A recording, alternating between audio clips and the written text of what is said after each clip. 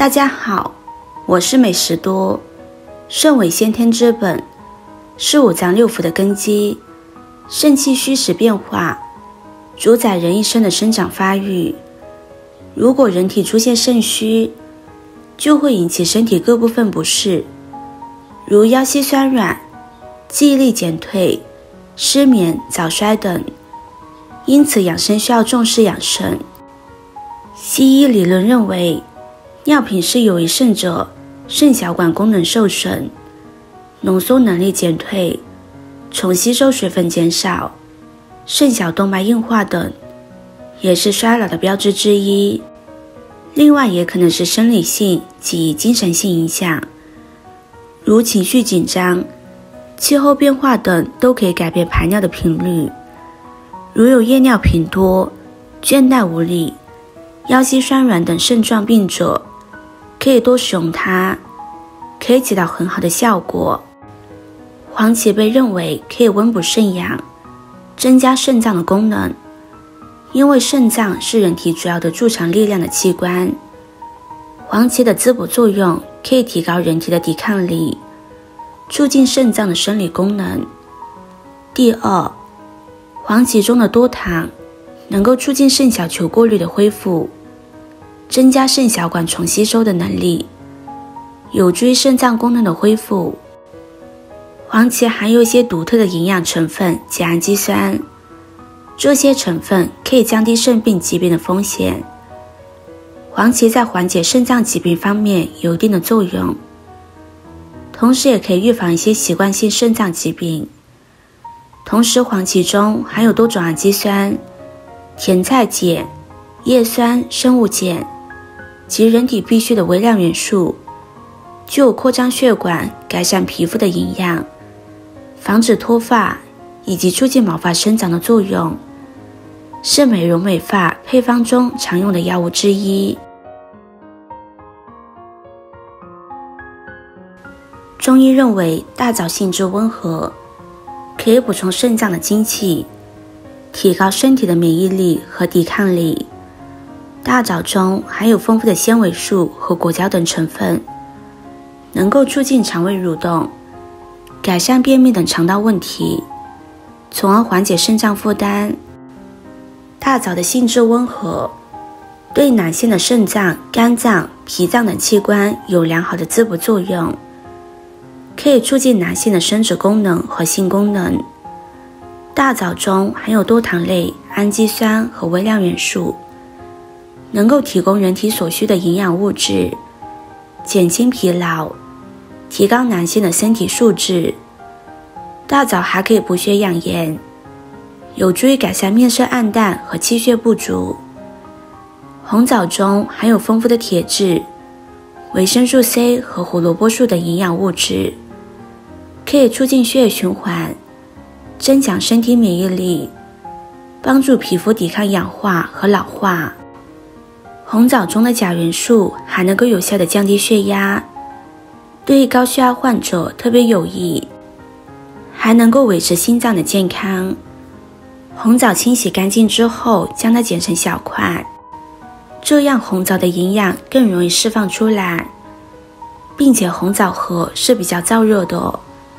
不适合煮进汤中，所以要将枣核去掉。对于非常热衷养生的人而言，保温杯里面泡上枸杞，已经算得上是对一整天辛劳奔波的最大慰藉了。在生活中，经常有一些腰膝酸软、身体乏力、肝肾明显不足的人群，这些人群在冬天的时候非常怕冷，即使是在炎热的夏天，也不敢吹空调，就是非常明显的一个表现。对于这一类人，多吃枸杞是带有裨益的。有阴虚表现的人群，可能经常会出现口干舌燥、大便秘结、盗汗、自汗等情况，这时候若能泡上一杯枸杞，并且经常长时间规律使用，是非常有效果的。枸杞能够补益肝肾，同时能够起到补益滋养头发的作用。现在的人经常进行一些烫发，头发发质可能会变差，同时由于经常熬夜，压力大，有可能会有脱发的表现。这时候吃上一些枸杞，对头发也是非常有帮助的。平时经常瞌睡、无精打采，也可以多使用一些枸杞，坚持一段时间，或许能够感受到自己的精神状态比之前好多了。黑豆不仅有益于肾脏的养护，更能强化肾精，有助于提高人体的抵抗力。肾开窍于目，而眼睛的健康也与肾脏密切相关。黑豆作为补肾佳品，可以加强肾脏的滋养作用，进而改善眼睛的健康状况。对于那些因肾虚导致的眼睛问题，如视力减退、眼睛疲劳、干涩等，经常食用黑豆可以调理肾气，有助于缓解这些眼部不适症状。头发的健康直接反映了肾精的充足与否。肾主发，肾精充沛则头发自然浓密黑亮，反之则显得稀疏干燥。而黑豆正是滋补肾精的极佳食材，对头发的养护效果显著。黑豆富含蛋白质、铁、锌等元素，不仅能够促进头发的生长，还有助于改善头发的质地，使其更加柔顺亮泽。黑豆清洗干净之后，捞出来直接放入锅中，不用浸泡，先开大火炒干它表面的水分，再转中小火继续翻炒。朋友们、家人们，视频看到这里了，麻烦您动动您发财的小手，帮忙点一个免费的 like， 对您来说只是举手之劳，对美食多来说可以高兴的睡不着觉。现在这个视频就辛苦你帮美食多点赞转发一下吧，非常感谢大家的支持和鼓励。炒至黑豆表皮开裂，在锅里发出噼里啪啦的声音，这时候把红枣和黄芪倒入锅中，加入适量的清水，开火将它们煮上40分钟的时间。时间到了之后，再将枸杞放入锅中，将枸杞煮上2分钟的时间，就可以出锅了。这道黑豆汤清甜好喝，有滋补，常喝气色红润，睡眠好，